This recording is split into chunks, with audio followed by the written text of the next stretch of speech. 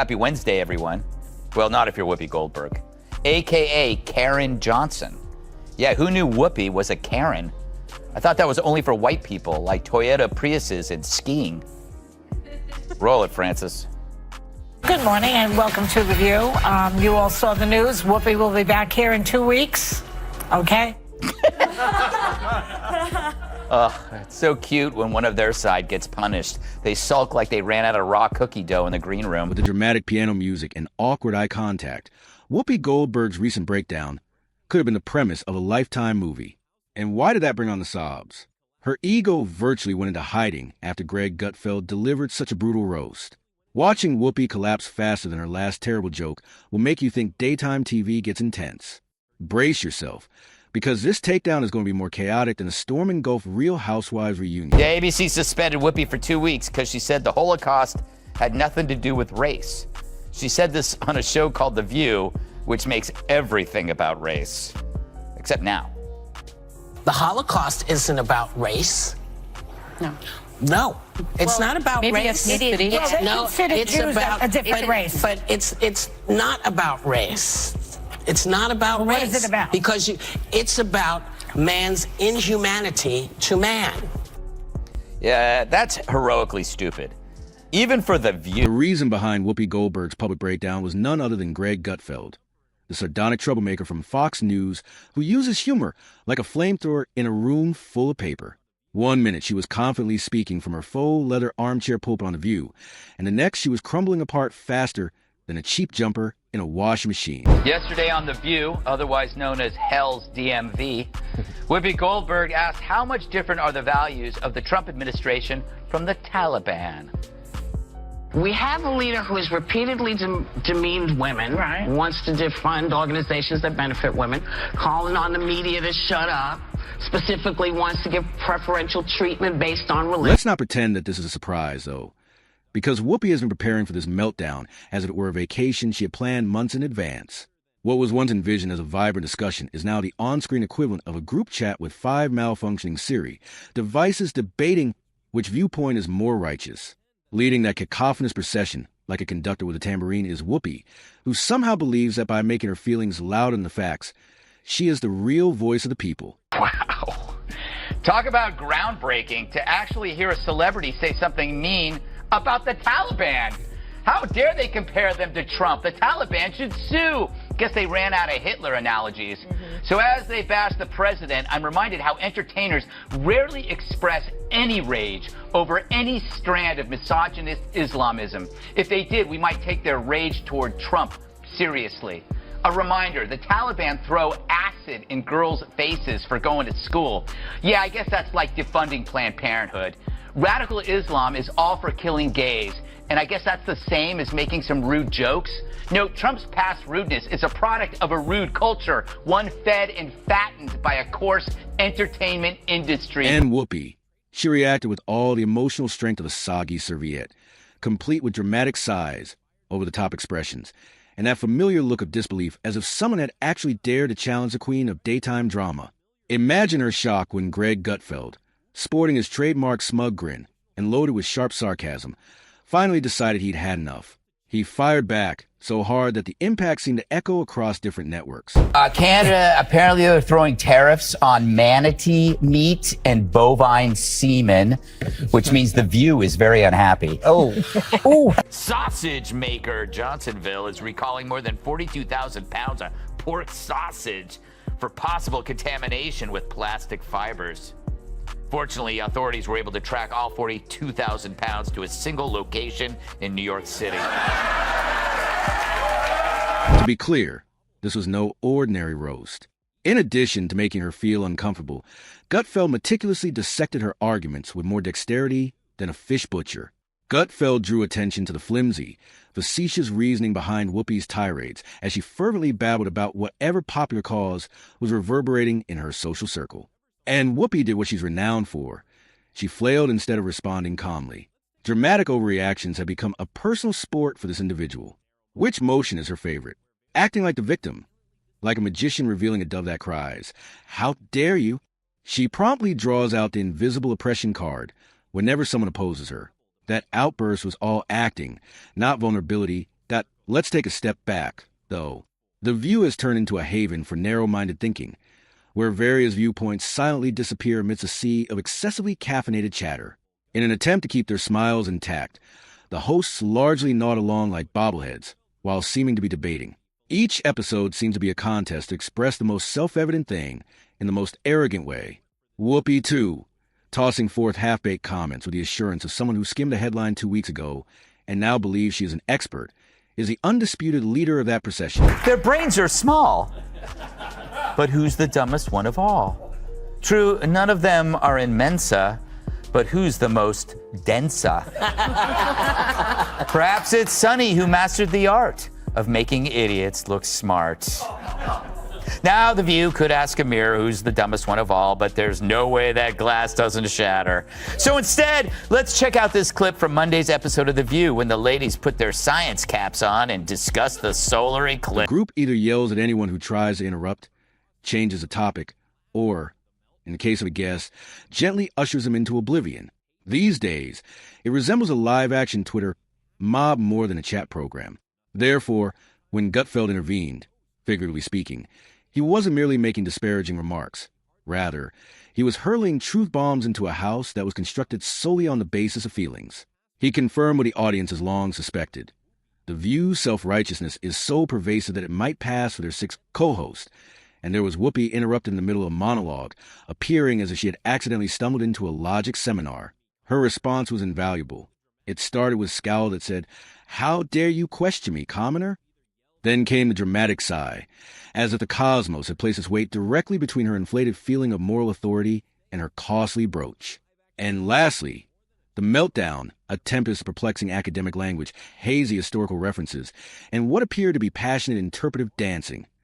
Nothing screams primetime disaster like a host trying to cry without ruining her makeup while ranting about subjects she hardly knows.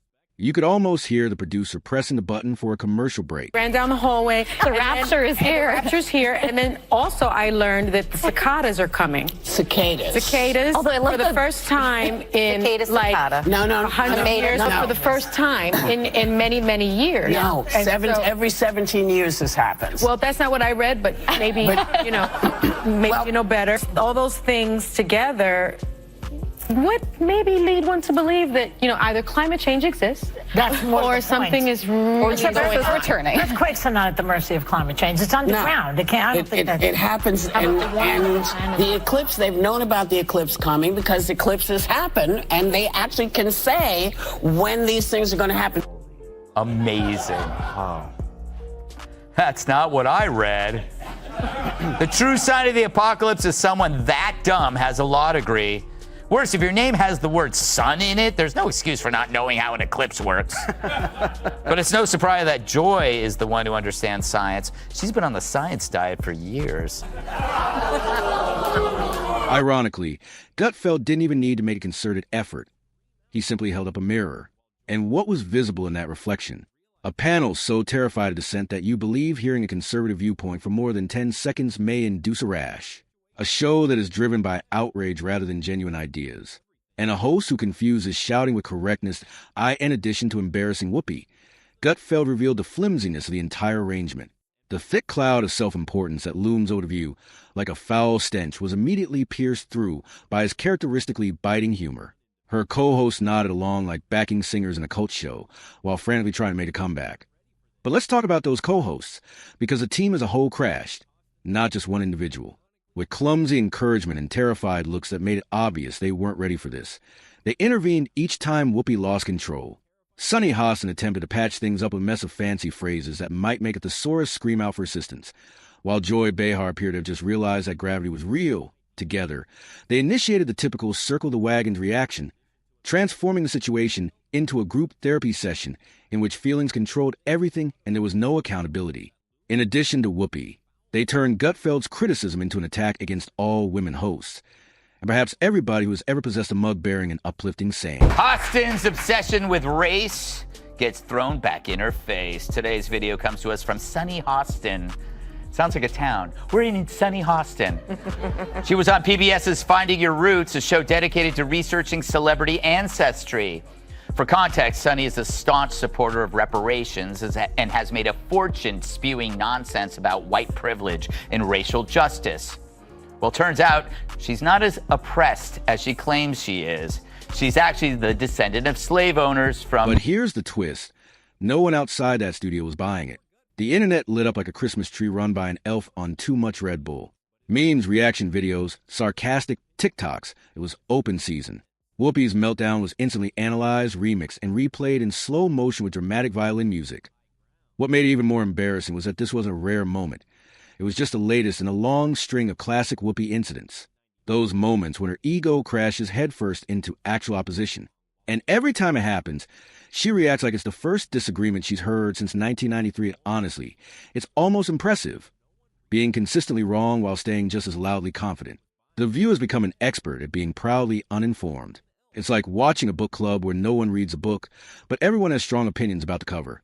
And poor Gutfeld, he didn't even attack her personally. He questioned her ideas. But in Whoopi's fantasy world, challenging her opinions is like committing a sacred offense. Why bother having a real debate when you can just fall into dramatic outrage and claim the moral high ground? Whoopi claims Biden's loose bowels should make voters throw in the towels. Goldberg's rational so weak she doesn't care if Biden can't speak. Yes, it's a magical land where little Debbies make big bellies and brain cells go to die. This week on The View, Whoopi doubled down on her support of Joe Biden's re-election. No surprise. But it was her peculiar poo-powered prose that piqued my potty predilection. Roll it! I don't care if he's pooped his pants. I don't care if he can't put a sentence together. Meanwhile, Gutfeld walked away from the exchange like someone who just won an argument with a GPS. He didn't gloat, didn't press the moment. He simply shrugged, made another joke, and returned to whatever sarcastic cave he retreats to when he's not exposing televised nonsense. And honestly, that made the whole thing sting even more. Whoopi brought emotional theatrics to a logic fight and lost badly. While she tried to reshape reality with dramatic expressions and heartfelt appeals, Gutfeld stuck to the most dangerous tool of all. Common sense be why the end of the segment. Whoopi looked like a faded version of her usual smug self. Her confidence had disappeared, replaced by a distant expression that hinted she might, just might, have to reconsider something. Tragic, really. But no worries, by the next episode, she had bounced back in full force. Any trace of reflection had been swapped for fiery outrage and a carefully rehearsed speech about how anyone who disagrees with her must be morally flawed. Because that's how The View keeps going. Not by learning, not by evolving, but by spinning endlessly around the same emotional whirlpool and calling it conversation. So what's the lesson in this drama? That even the loudest, most self-assured voices can't handle the slightest gust of real criticism. Doesn't care if he his pants, and in fact, she'll stand right behind him. Not only does she have a terrible case of Trump derangement, she also has no sense of smell or a really weird fetish. And I'm not one to kink shame, to each his own. I guess you just got tired of Joy's crap. Kat, you know what was the most interesting thing about this was the audience reaction. Like when she started talking about poop being everywhere, the audience was like frozen. They were like, I don't, what is going on here? Whoopi has a poop problem.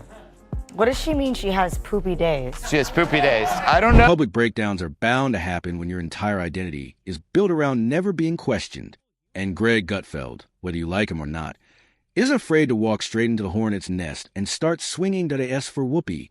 Maybe next time, instead of falling apart, she could try stepping out of the bubble, letting go of the smugness, and realizing her opinions aren't protected from criticism.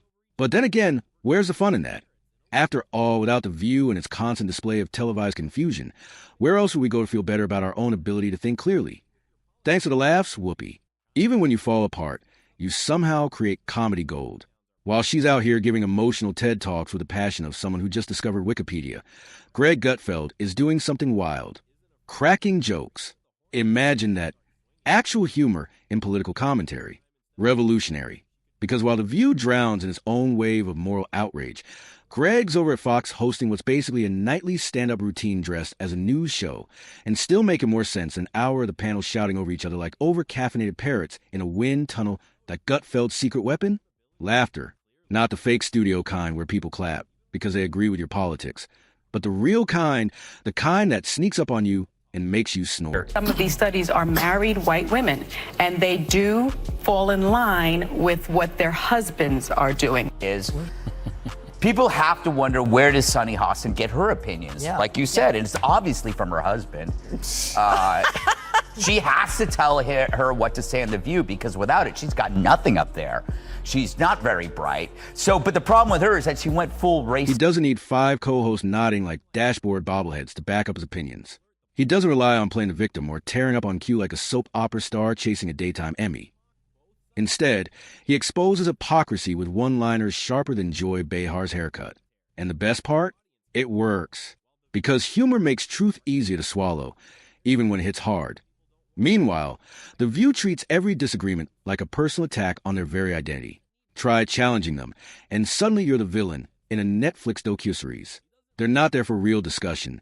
They're there for clapdoor, that smug blend of clapping and self-praise that happens when someone says something daring like, "I don't like Trump." So brave. Better alert the Pulitzer Committee. But Gutfeld? He embraces the awkward moments. He's happy to mock both sides when needed. He understands that real influence happens in the space between comedy and commentary.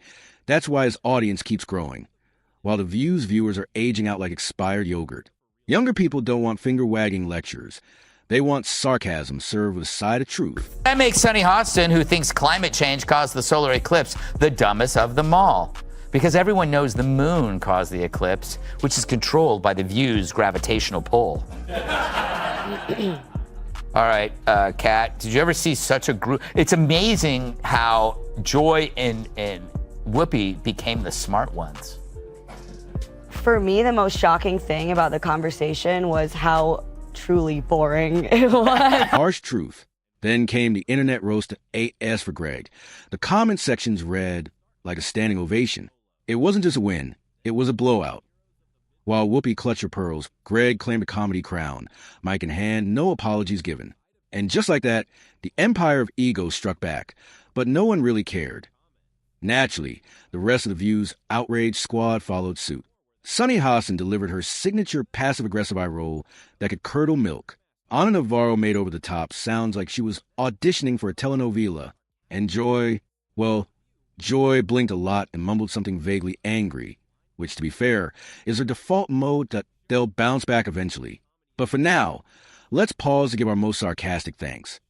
Without The View, we'd never know what happens when privilege, denial, and blind confidence combine to host a talk show. Their accidental comedy is a gift to the nation, not crafted by writers, but born straight from unfiltered arrogance. And Whoopi, if her ego got any bigger, it would apply for its own SAG card and start hosting the show solo. So here's to them, our heroes of the mid-morning meltdown. Keep talking. We need the laughs. Love a good takedown served with a side of truth. Don't just scroll. Subscribe, share, and drop your hottest take in the comments. Whether you're Team Gutfeld or just here for the chaos, we've got more where that came from. Hit that bell so you never miss another meltdown turned masterpiece.